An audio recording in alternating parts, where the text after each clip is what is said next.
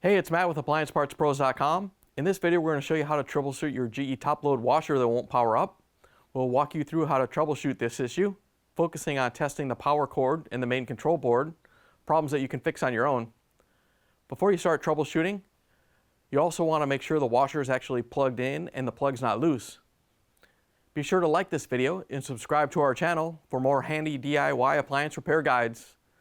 Let's dust off that DIY spirit and get your washer back in working order.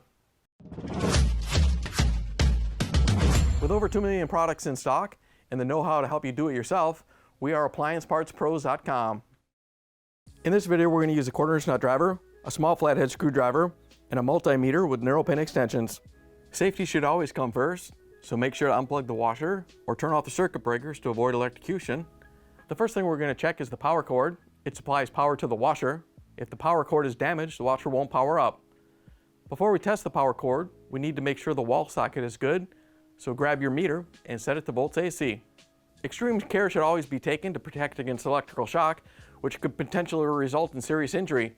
Please do not test live voltage if you are uncomfortable using a multimeter around live voltage. Put a test probe in each slot to test the socket for voltage. You should have approximately 120 volts. If you don't, then you'll need to have the house power checked by an electrician. Then we're going to go around to the back of the washer and use the 1/4" nut driver to remove the screws that hold the access panel on. Once you have them out, you can lift it up and slide it to the right to release the locking tabs and set the access panel aside. Pull back on the console to unlock it and rotate it over so we have access to the power cord.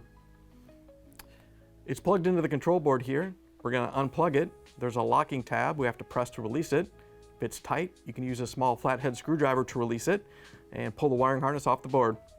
Now we can test it for continuity, so make sure your meter is set to continuity.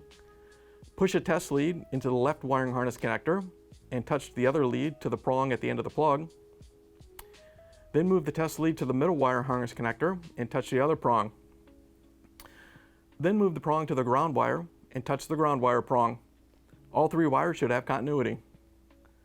If yours looks okay, you can plug the power cord harness back into the control board. Make sure it locks in so you have a good connection. Our power cord looks bad, so we're going to change it out at the end of the video.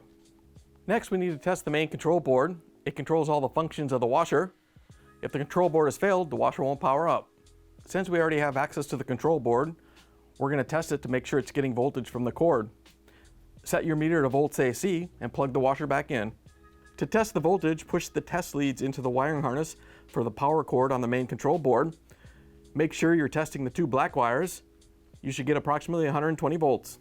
If you're getting voltage and the board isn't powering up, then it's failed. Make sure to unplug the washer when you're done testing. In order to change out the power cord, we're going to unplug the wiring harness from the control board here. There's a locking tab. We have to press and release it. Once you have it released, we can grab the 1/4" nut driver and remove the screw that holds the ground wire on. There's a locking tab that holds the power cord to the cabinet. We're going to use a small flathead screwdriver to lift up while pushing forward on it to release it and pull the power cord off the washer. Here's the old power cord next to the new one. If you already have one of these, great. If not, you can get it at AppliancePartsPros.com. To put the new power cord on, we're just going to line up the mounting block with the opening in the cabinet and pull back on it to lock it in. Then we can grab the 1/4" nut driver and put the screw in that holds the ground wire back on. Then we're going to reconnect the wire harness to the board. Just plug it in so it locks and you get a good connection. Then we can grab the console and put it back on. Make sure you line up the tabs and push forward on it to lock it in. Grab the access panel and put the screws back in. You want to line up the locking tabs and slide it to the left, and then use the 1/4" nut driver to put the screws back in and hold it on.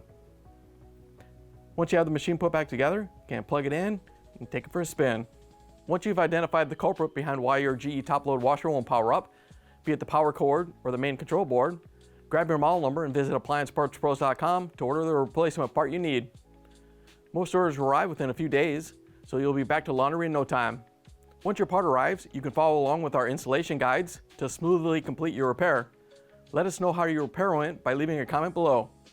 Thanks for choosing AppliancePartsPros.com, and we'll see you next time.